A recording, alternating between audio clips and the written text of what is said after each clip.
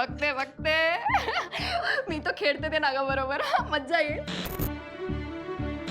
अरे snack catcher का, मी हातानेच पकडते.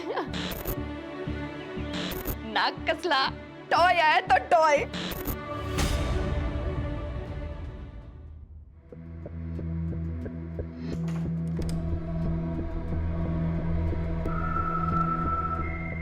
ही अस्तिका अशी का वागली?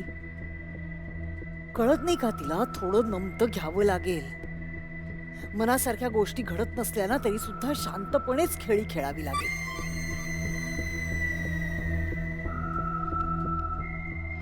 अस्तिका,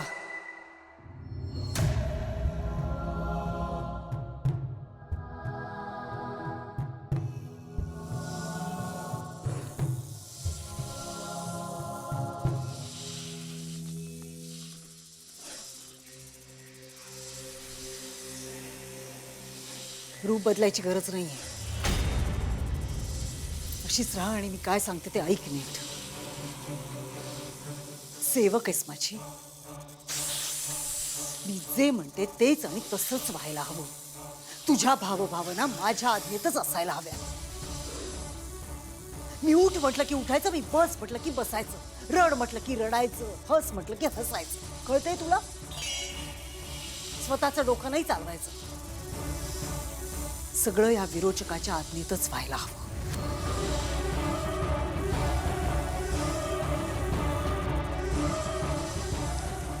अद्वैतला दंश करून सुद्धा त्याला काहीही झालेलं नाहीये आणि त्यामुळे घरातल्या सगळ्यांची भीती गेलीये नागाबद्दलची. त्यांच्या मनात पुन्हा भीती निर्माण करावी लागेल. कळतंय? जा जा कामाला लाग.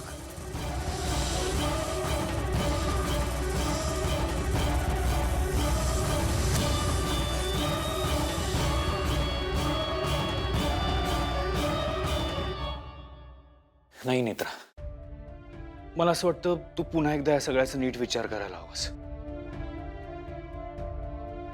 साहेब, मी नीट विचार करूनच हा निर्णय घेतलाय. नाही पण मान्य आहे, पण तुझ्या या निर्णयामुळे घरामध्ये पॅनिक वातावरण निर्माण होईल. घरातलं वातावरण बदलेल. बरोबर आहे बाबा, वातावरण बदलेल पण ते चांगल्यासाठी बदलेल. आपण खूप मोठी गोष्ट घरच्यांपासून लपवून ठेवतोय. एका अर्थी आपण त्यांच्या जीवाशी खेळतोय. जर का आपण त्यांना सगळं काही खरं खरं सांगितलं तर सगळे सावध होतील, जपून राहतील, घरात काही विपरीत घडणार नाही. म्हणून मी म्हणते. मला पटतंय तुझं, पण घरातल्यांचा विश्वास बसेल? Exactly, that's my point Netra.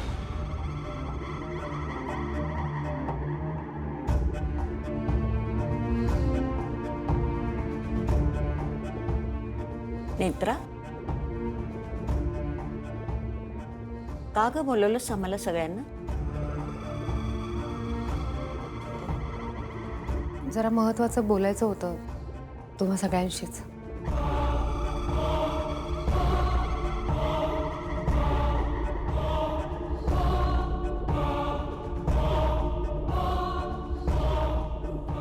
बोल ना. आजी या ना, तुम्ही बसा इथे. या ना, बसा, मी सांगते. बसा.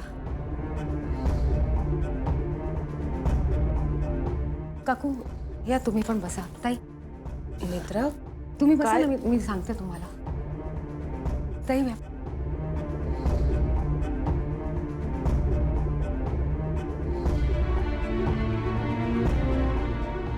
काय झालंय नेत्रा?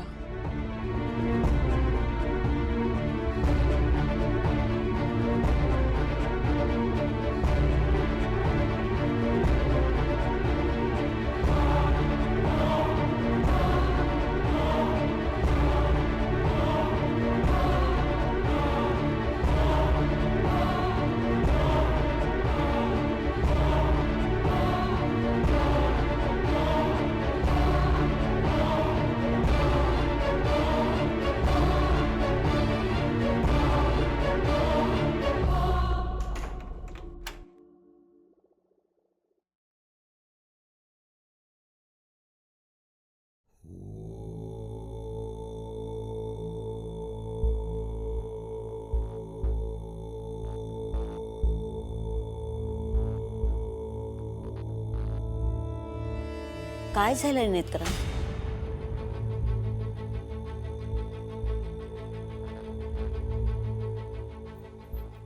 गेले काही दिवस घरात बऱ्याच गोष्टी घडत आहेत. काही गोष्टी तुम्हाला सुद्धा जाणवल्या असतील. हो, जाणवलं. पण तूच म्हणाली होतीस की योग्य वेळ आली की सांगेन, म्हणून मुद्दाम काही विचारलं नाही. योग्य वेळ आली आहे का?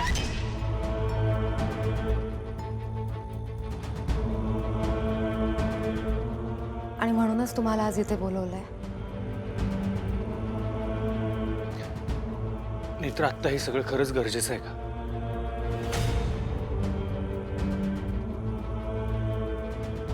अद्वैत, सत्य कधी ना कधीतरी कळणार आहे. एवढ्या लवकर कळेल तेवढं चांगलं.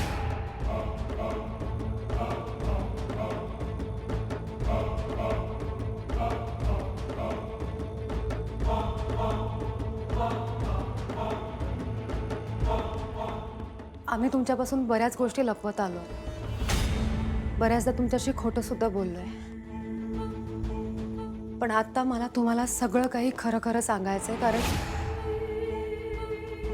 आता आपल्या घरात खूप जपून राहायला हवं.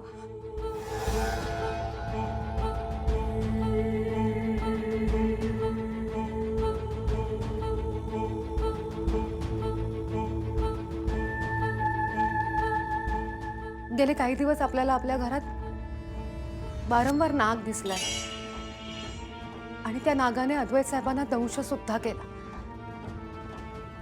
पण अद्वैत साहेबांना काही झालं नाही याचा अर्थ असा होत नाही की तो नाग बिनविषारी आहे. तो नाग खूप विषारी आहे, खूप भयंकर नाग आहे तो.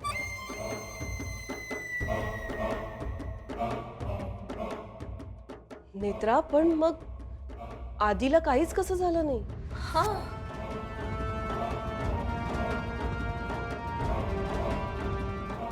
त्यामागे एक गोष्ट आहे आणि ती गोष्ट मला तुम्हाला सांगायची आहे. पण मग रुपालीलाही कळायला हवंय. शेखर, रुपाली नाहीये, कुठे आहे ती? आधी बोलव ना तिला.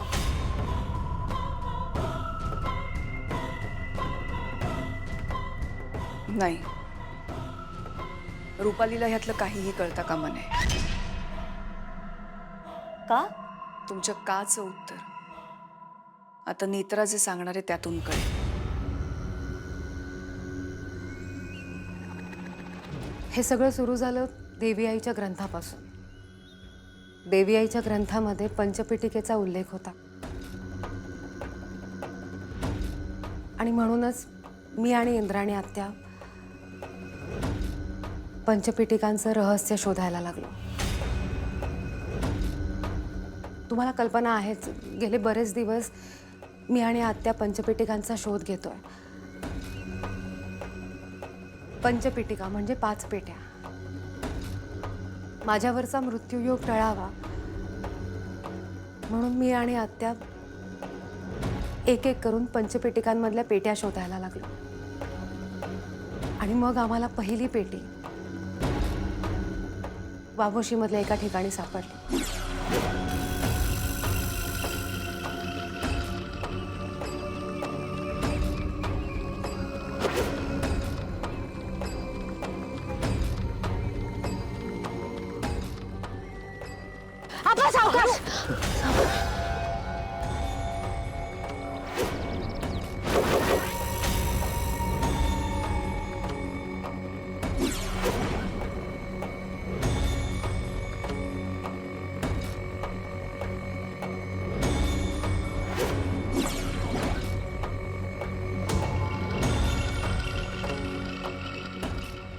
हीच ती जागा. नेत्रा, नेत्रा थांब, ऐक माझा. नेत्रा, इंद्राणी.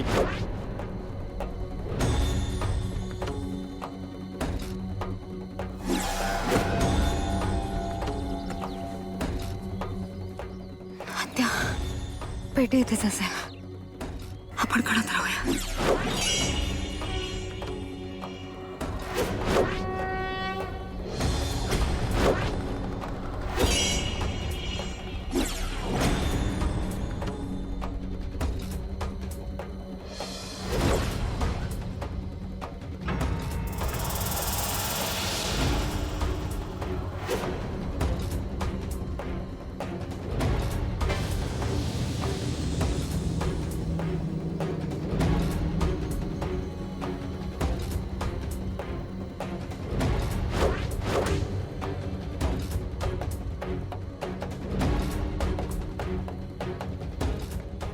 पहिल्या पेटीमुळे आम्हाला दुसऱ्या पेटीबद्दल कळलं आणि मग दुसरी पेटी आम्हाला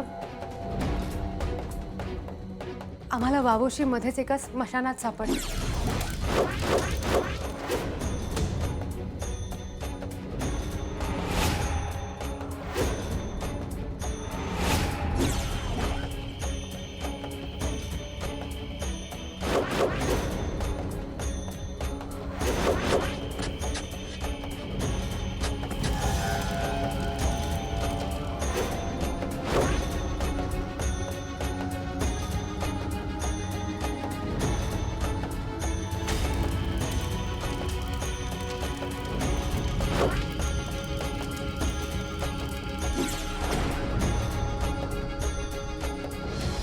पण पेटी फक्त आम्ही दोघीच शोधत नव्हतो.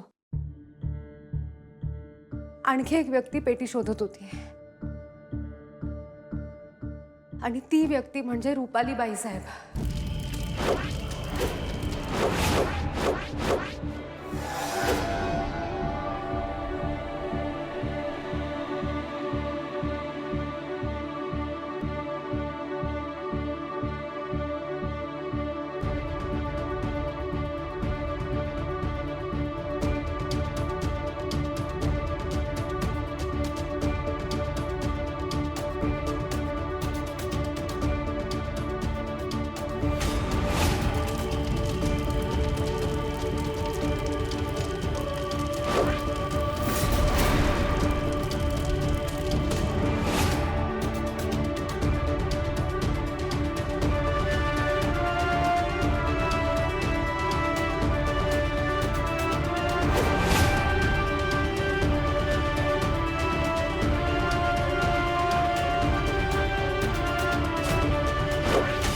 मला जिवंत जाळण्याचा प्रयत्न केलास तू.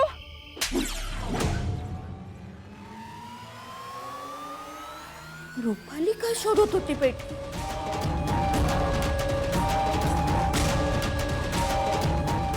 सांगते. मनोरमा आज इंद्राणी आत्या आणि मी आम्ही तिघी कलियुगातल्या त्रिनयना देवी आईच्या मुली होत. म्हणजे आम्हा तिघींमध्ये देवी आईचा अंश आहे आणि म्हणूनच आम्हाला देवी आईचं वरदान लाभलंय. पंचपेटिकांमधली पहिली पेटी मनोरमा आजीची होती, दुसरी पेटी इंद्राणी आत्यांची होती आणि म्हणूनच आम्हाला वाटलं की तिसरी पेटी माझी असणार. पण तसं नव्हतं. तिसरी पेटी माझी नव्हती. तिसरी पेटी अद्वैत साहेबांची होती.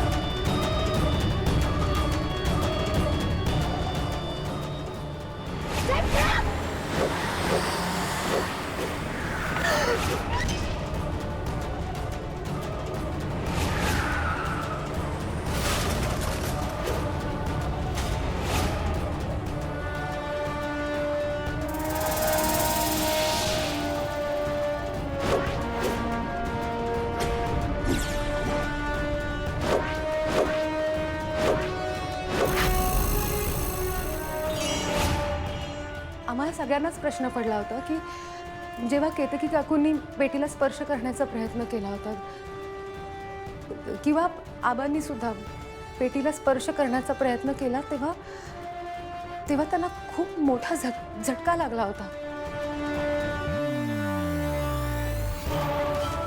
पण जेव्हा अद्वैत साहेबांनी आणि रुपाली बाई साहेबांनी पेटीला स्पर्श केला तेव्हा त्यांना काहीच झालं नाही.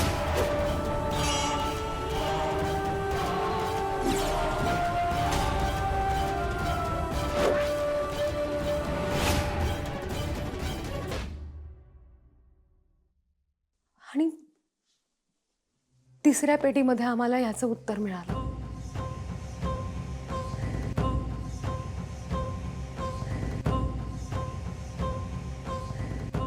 पेटीला स्पर्श करून सुद्धा रुपालीबाई साहेबांना काहीच झालं नाही,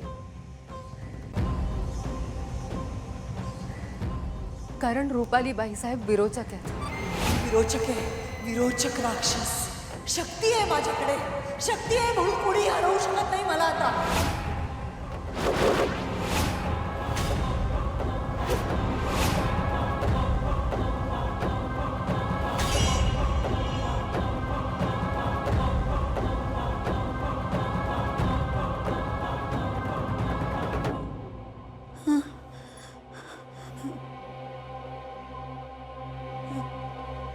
रुपाली विरोचक म्हणजे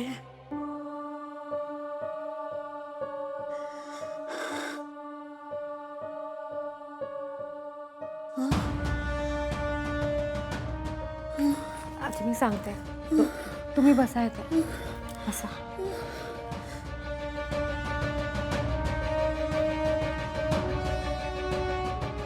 आजी, मी आता जे काही सांगणार आहे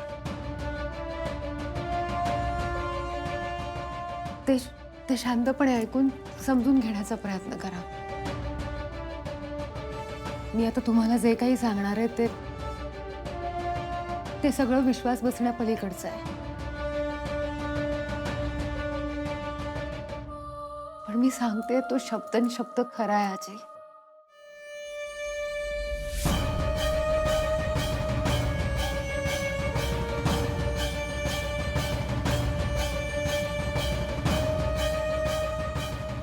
त्रेतायुगात विरोचक नावाचा एक राक्षस होता.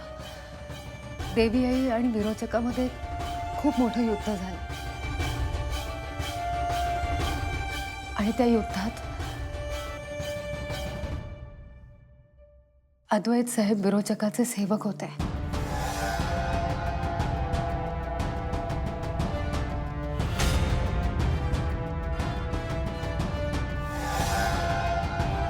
त्रेतायुगात अद्वैत साहेबांचा जन्म सर्पयोनीत झाला होता. म्हणजे त्रेतायुगात अद्वैत साहेब एक सर्प होते आणि म्हणूनच जेव्हा नागाने त्यांना दंश केला तेव्हा अद्वैत साहेबांना काहीच झालं नाही. त्या नागाच्या विषाचा अद्वैत साहेबांवर काहीच परिणाम झाला नाही. देवी आई आणि विरोचकामध्ये जेव्हा युद्ध झालं तेव्हा ऐन वेळेला अद्वैत साहेबांनी म्हणजेच विरोचकाच्या सेवकाने देवी आईला मदत केली होती.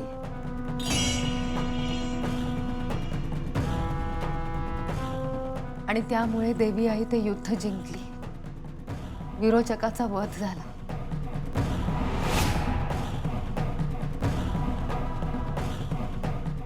पण आता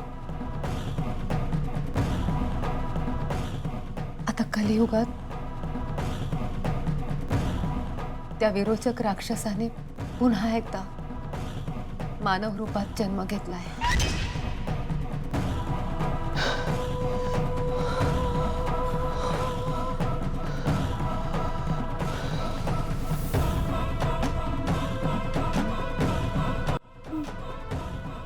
म्हणजे राक्षसाचा जन्म झालाय?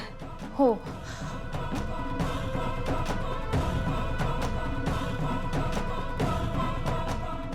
कारण राक्षसाला सूड घ्यायचा आहे. त्रेतायुगात विरोचकाच्या सेवकाने त्याला दगा दिला होता आणि म्हणूनच विरोचकाला त्याच्या सेवकाचा सूड घ्यायचा आहे.